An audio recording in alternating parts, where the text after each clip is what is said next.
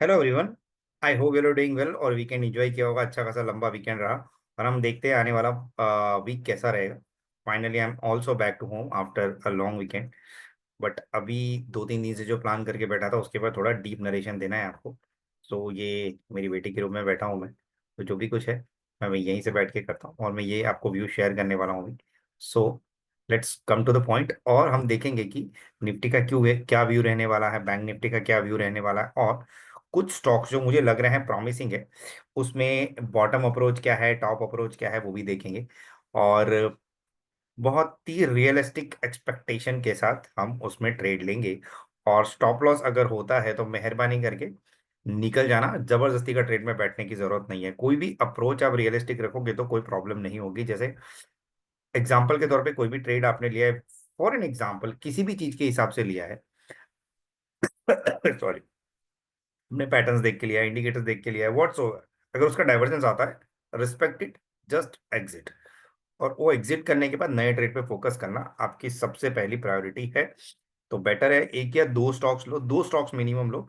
एक में stop loss होगा तो दूसरे में अच्छा खासा मोमेंटम मिलने से आप रिटर्न की ओर सोच सकते हो। और एडजस्टमेंट करना सीखो। जैसे अगर मान लो कि आपका स्टॉप लॉस हो रहा है, अब अगर आपको दिख ही रहा है कि मेरा स्टॉप लॉस हो रहा है, तो अभी सोचो अगर आप लॉस कर रहे हो तो कौन कमा रहा है, उसके ऊपर फोकस करो। तो अगर आप कॉल बाई करो तो कॉल शॉर्ट भी कर सकते हो हायर एंड का, अगर पुट बाई करो तो पुट शॉर्ट भी कर सकते हो। This is called hedging.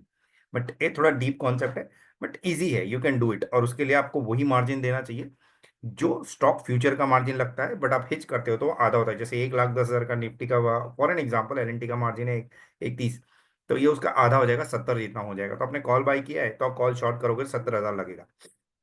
तो आप जीरो था ब्रोकरेज ट्रेडिंग कैलकुलेटर पे भी जाके देख सकते हो, मार्जिन ट्रेडिंग कैलकुलेटर पे भी जा सकते हो, बहुत सारी वेबसाइट्स है उस पर भी जाके देख सकते हो। बट एक छोटा सा व्यू था। सेम चीज निफ्टी पे भी होता है। निफ्टी का अगर आपने फ्यूचर बाय किया है तो आप उसका पुट बाय कर लो, this is also on hedging. But जब तक जरूरत नहीं पड़ती है ऐसा कुछ करने का, आपको सेंस नहीं बैठता है। बट जब भी आपको लगे कि यस कोई डाइवर्जन आ रहा है, you need some kind of backup in that trade. So let's go to the screen और फटाफट मैं आपको पहले निफ्टी का और जो मेरे को स्टॉक्स लग रहे हैं इंडेक्स वाइज उसमें बताऊंगा। 2 से 4 स्टॉक्स के ऊपर ज्यादा वो भी टॉप इंडेक्स जिस पे मैं फोकस कर सकता हूँ। मैं रेगुलरली उनको तो बोलते हैं ना, एक बाज नजर की तरह देखने की आदत पड़ गई है कि आप नींद में से उठा के पूछोगे तो भी पता होता है कि इनकी हरकतें क्या होने वाली। बट 10 में से अगर एक दो बार गलत होते तो लोग दो चीजों पे फोकस करेंगे, 8 को भूल जाएंगे। तो दैट्स फाइन, ये ह्यूमन नेचर है। क्रिटिसाइज करना आप लोगों की पहली प्रायोरिटी है, एंड आई लव दैट।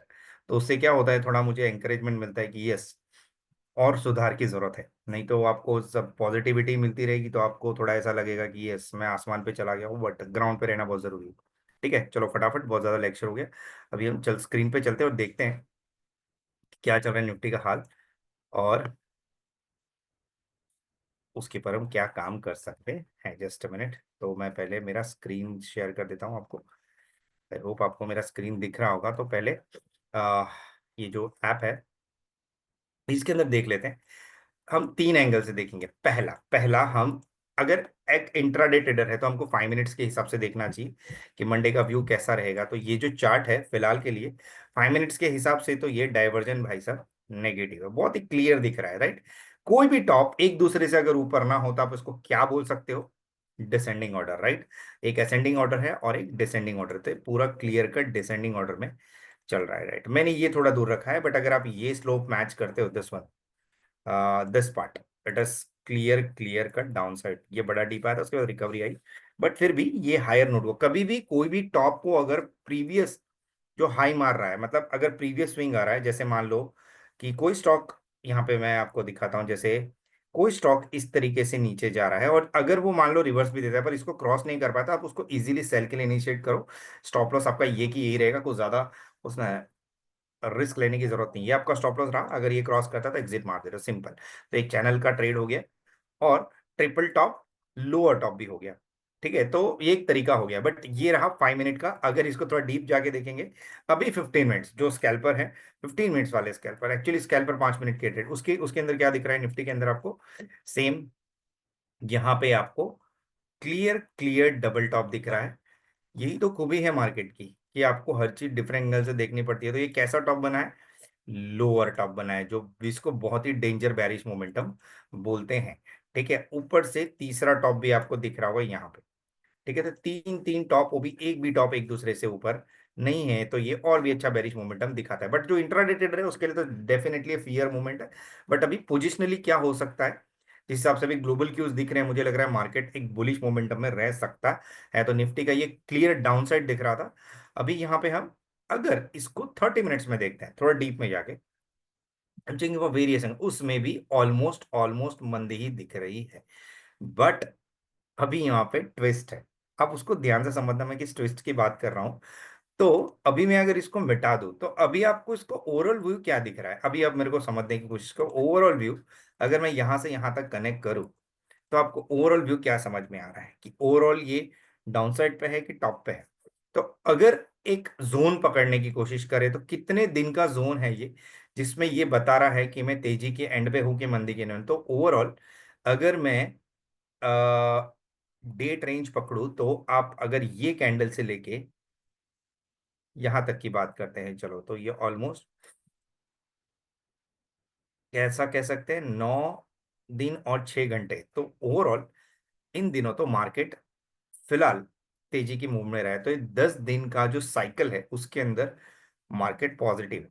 ठीक है, छोटे साइकिल की बात करें तो अभी मैं यहाँ पे रिमूव करा। अब देखो, अभी यहाँ पे हमको फिब यूज करना चाहिए। फिब कब यूज करना है, अगर आपको उसका सेंस आया तो आप डिसेंट से पैसे बना सकते हो। अभी एक मेरे क्लास स्टूडेंट हैं, उनको मैंने पूछा आप क्या यूज करते हो, शिशर्ट I am using that fib retracement tool, और मेरे 10 में से 8 ट्रेड सही होते हैं। मैं कभी आपसे बात भी कराऊंगा उसकी अगर जरूर पड़ी तो, says a woman and I respect that. तो उनके 10 में से जब 8-9 ट्रेड अच्छे पड़ रहे फिब को यूज करके, तो आपको क्या प्रॉब्लम है। और उन्होंने कहा उनको कुछ ज्यादा आता नहीं, वो सिर्फ फिब को फॉलो कर रहे हैं। तो अभी आप यहाँ पे देखो, अगर मुझे बाय करना है तो मैं इसके टॉप एंड से इसका बॉटम कनेक्ट करूंगा। सॉरी, इसका कलर चेंज कर लेने दो मेरे को एक बार। तो यहाँ पे हम, चलो कोई भी एक कलर डालते हैं, ठीक है। उसका गोल्डन रेशियो क्या बोल रहा है बॉस, तो फिफ्थ के मैं ऊपर हूं, आप मुझे बाय कर सकते हो। ठीक है, तो अभी भी आपके पास जाने को कुछ भी ज्यादा नहीं है। अगर आपको इसको लॉन्ग करना है तो आप बिंदास लॉन्ग कर सकते हो। अगर आपको 30 मिनट्स के टाइम फ्रेम में जाना है तो आप लॉन्ग करने के लिए मैं जो टूल यूज कर, आप देखो यहाँ पे आ, यहाँ पे जा रहे हैं हम लॉन्ग में। और ये लॉन्ग में जाने के बाद आपको मेरा स्क्रीन तो दिख ही रहा होगा। जस्ट लॉन्ग में जाने के बाद आपको यहाँ पे रखना है। और ये आपका स्टॉप लॉस कहाँ पे आ रहा है, 30 मिनट के टाइम फ्रेम में 15 मिनट्स का 42 पॉइंट का स्टॉप लॉस है। और आप टारगेट, अब पहला छोटा स्टॉप लॉस, पहला टारगेट आपका रहेगा निफ्टी का 189 पॉइंट्स का। देखो, जाने को कुछ नहीं है बॉस, आने को बहुत कुछ है 30 मिनट्स के टाइम फ्रेम पे। अगर आप स्विंग ट्रेडर हो you can go for it. ठीक है, तो ये 30 मिनट्स के जो टाइम फ्रेम यूज करके ट्रेड करते हैं उसके लिए निफ्टी एक पॉजिटिव मोमेंटम में है। अभी ये तो हो गया, चलो एक फिब यूज करके ट्रेड करने का तरीका, ये टूल है।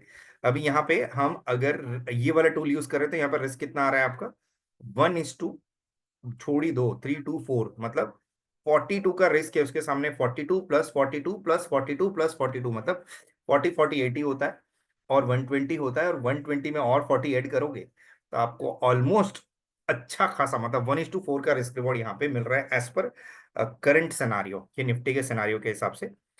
तो आपको बिंदास में जाना चाहिए। अभी ये पहला व्यू हो गया, अभी मैं दूसरा व्यू आपको बता रहा हूँ। अगर मैं इसको रिमूव करूं तो आप यहाँ पे पैटर्न देखो। अभी यहाँ पे हम पैटर्न देख रहे हैं, तो ये पैटर्न क्या बन रहा है बॉस, अगर मैं इसको थोड़ा डिफरेंट एंगल दूंगा तो मुझे तो ये फ्लैग दिख रहा है। ठीक है, आपको दिख रहा है नहीं दिख रहा है मुझे नहीं पता, बट मुझे एक ऐसा कह सकते हो फ्लैग दिख रहा है। क्योंकि फ्लैग में फॉर्मेशन क्या होता है मैं बताता हूँ। जब भी इसमें थोड़ा सा डाइसीनेस ले सकते हैं कि फ्लैग में ऐसा फॉर्मेशन होता है कि सारे टॉप एक दूसरे से नीचे बनते हैं और सारे बॉटम भी एक दूसरे से नीचे बनते हैं, उसके बाद उसमें इस तरीके से स्विंग आता है। ठीक है, तो इसमें थोड़ा सा अगर ये ऐसा करे, खाली एक कैंडल को छोड़ दे, तो आपको ये ओवरऑल व्यू फ्लैग का दिखेगा। और यहाँ पे ये इस तरीके से आपको एक फेयर डिसेंट, अगर आप ये वाला स्टॉप लॉस रखते हो तो आपको एक फेयर डिसेंट मूव मिल सकता है 30 मिनट के टाइम फ्रेम में। स्विंग ट्रेडर के लिए बहुत अच्छी अपॉर्चुनिटी है, गो फॉर इट। ठीक है, और आपका स्टॉप लॉस कुछ भी नहीं है बॉस, मतलब आप पकड़ सकते हो। मैं आपको प्राइस नोट डाल देता हूँ यहाँ पे।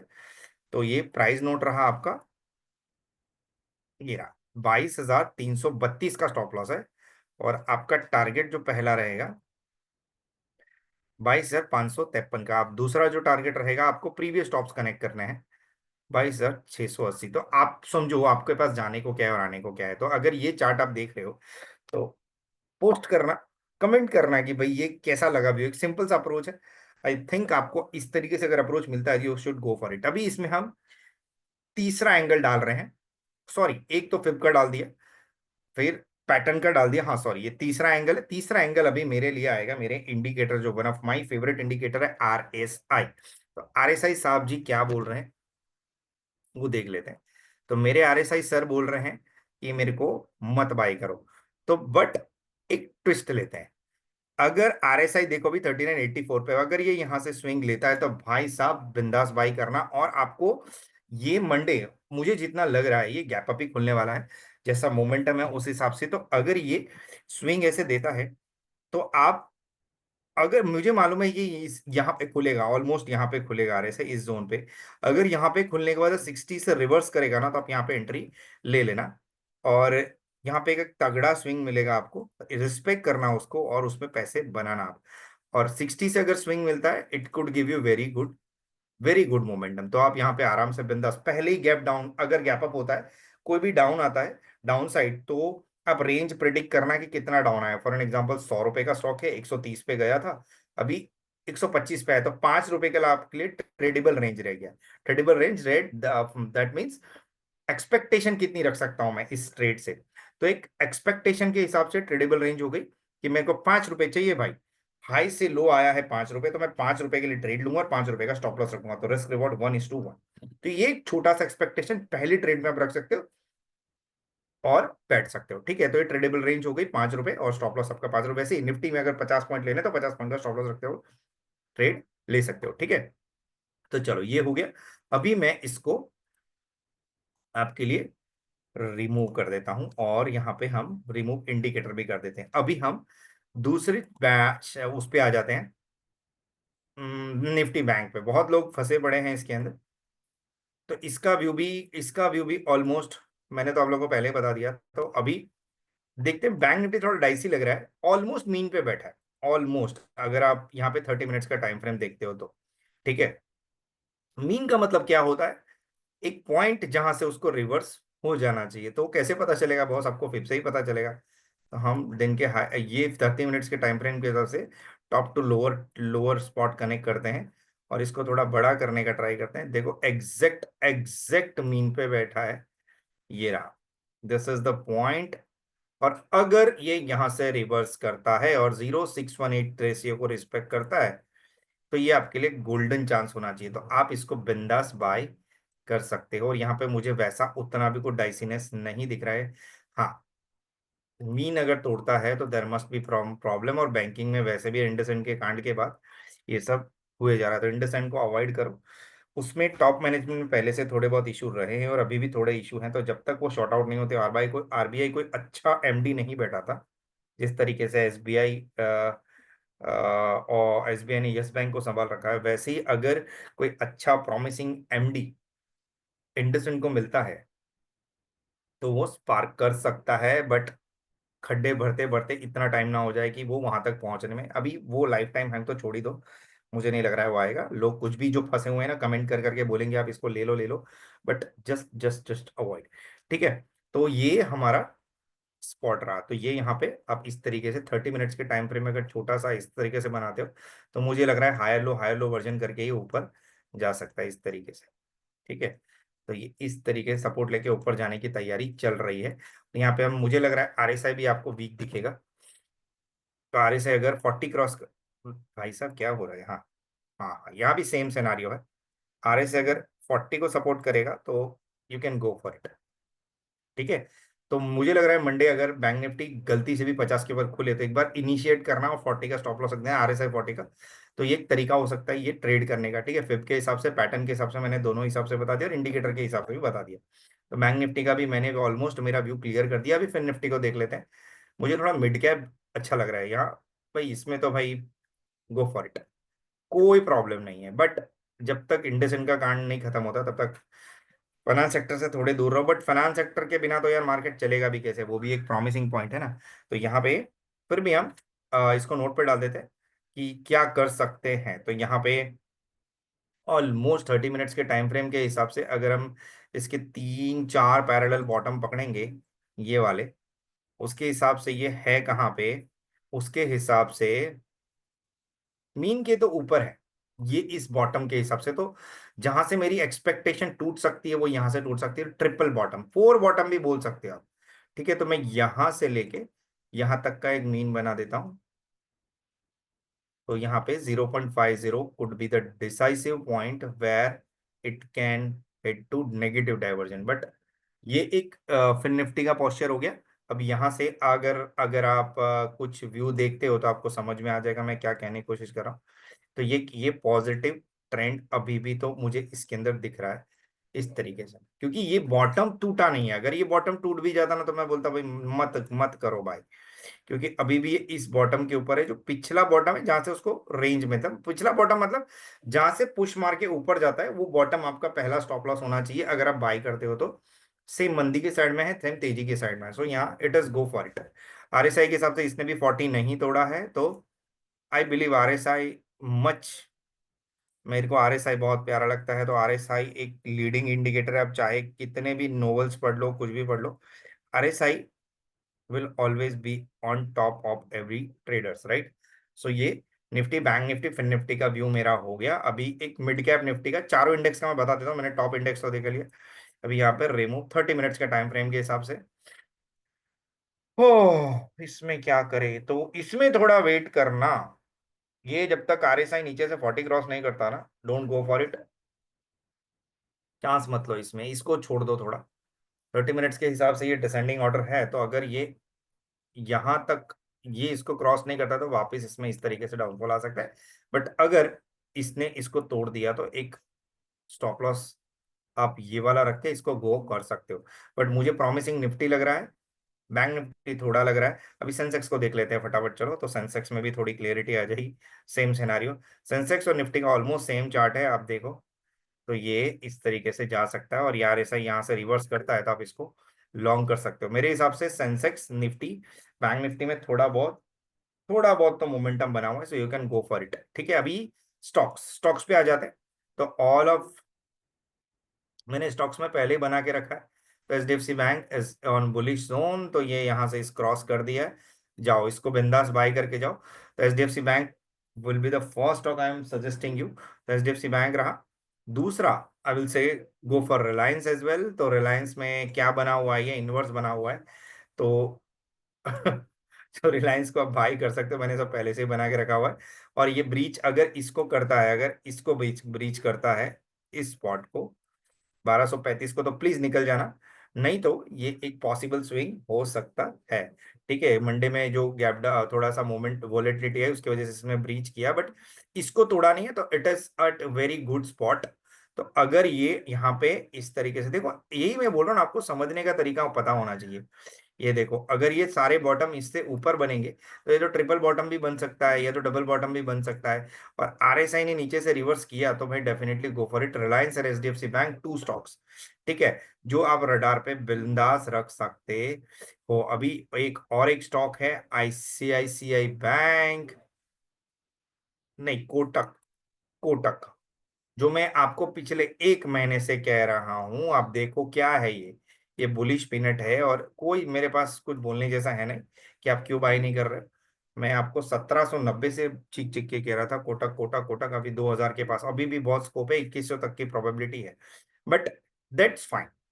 ठीक है, तो ये मैंने आपको जो बताने थे, और एक स्टॉक बता देता हूँ आपको जिसके अंदर आपको मुझे लग रहा है एक चांस ले लेना चाहिए, एमएनएम, क्योंकि this stock is heading to blast. मुझे डाउट है कि ये स्टॉक अच्छा मोमेंटम दे सकता है, ये पहले से मैंने कुछ बना रखा है। तो ये अभी 30 मिनट में से तो एक्यूमुलेशन डिस्ट्रीब्यूशन फेज पे है। अब नोवल पढ़ लेना कोई आर्टिकल अगर समझ में आता है, ऐसा फेज जहां पे स्टॉक टकराने के बाद एक अच्छा मोमेंटम देता है उसको एक्यूमुलेशन डिस्ट्रीब्यूशन फेज बोलते हैं। तो ये जोन अगर क्रॉस करता है स्टॉक और ये जोन में आएगा, तब इसको डेफिनेटली बाय करना। मतलब 2675 का एक जोन ब्रीच करने के बाद अच्छा मोमेंटम आएगा। अगर ये जोन तोड़ेगा तो निकल जाना भाई। इसका दूसरा जोन रहेगा जहां पे निकलेगा वो ये वाला। टेक्स्ट नहीं डालना है मुझे, जस्ट मिनट, प्राइस नोट डालना है। तो ये 2619 आपका स्टॉप लॉस रहेगा, और यहाँ पे ब्रेकआउट 2675, इसके ऊपर आप बिंदास इसको बाय कर सकते हो। और एक चीज, कोई भी चीज तुरंत मत बाय करो आप। अगर ये ब्रेकआउट देता है तो इसके रिटेस्ट को आने दो, अगर रिटेस्ट स्ट्रॉन्ग रहा तो पॉसिबिलिटी पॉसिबिलिटी कमाने की ओर मिलेगी इसके अंदर। तो ये एक स्टॉक रहा, और यहाँ पे सेम सिनारियो है, तो आप इसको लॉन्ग कर सकते हो, ठीक है। जस्ट अ मिनट, तो मैंने आपको ऑलमोस्ट 3-4 स्टॉक बता दिए, तो आप इसको ट्रेड कर सकते हो। बाकी इंडसेंड में मुझे कोई इंटरेस्ट नहीं है, तो फिलहाल के लिए इतना बरोबर है। और एसबीआई भी, आपको यूपीएल देख लेते हैं एक बार फटाफट। यूपीएल मुझे अच्छा लग रहा है। Just a minute, stock, all sources, right, UPL limited. अगर थोड़ा सा वेट करना यूपीएल में, अगर अगर यूपीएल 40 क्रॉस करेगा नीचे से, तब आप ये बेस का स्टॉप लॉस लगा के आप इसको बिंदास बाय कर सकते हो। तो 599 मतलब कुछ भी नहीं है। अगर अगर ये क्रॉस इसको तोड़ दिया तो रहने दो इसको, अभी के लिए रहने दो। बट आई थिंक अगर ये टिक गया तो इट कैन ब्लास्ट। और इंडसेंड पे तो मुझे कोई व्यू देना नहीं है, वो मंदी के जोन में ही रहेगा। तो अल्टीमेटली मैंने आपको सारे स्टॉक्स बता दिए मेरे पॉइंट ऑफ व्यू से। अगर आपको ठीक लगता है तो चैनल को लाइक शेयर और सब्सक्राइब करना, और आपकी कमेंट जरूर डाल देना कि ये व्यू कैसे लगे। और अगर रिजल्ट नहीं मिलते तो डेफिनेटली डालना ही डालना, मिलते हैं तो भी डालना, तो मुझे लगेगा कि मैं इस पे और कंटेंट बनाऊं कि नहीं बनाऊं। बिकॉज मैंने थोड़ा स्लो डाउन कर दिया है, बिकॉज बाकी सारे काम इतने हैं कि समझ में नहीं आता है कि कहाँ पे ज़्यादा ध्यान दे। Because ultimately many things I am doing my own, ठीक है। ठीक है, करना पड़ता है, क्योंकि सब अपनी अपनी लाइफ में बिजी है, मैं अपने काम में बिजी हूँ। So that's fine. चलो, टिल देन बाय, मिलते हैं कल। और ये देख लेना जो भी कुछ है, और आपके व्यूज दे देना इसके अंदर। Thank you very much, see you.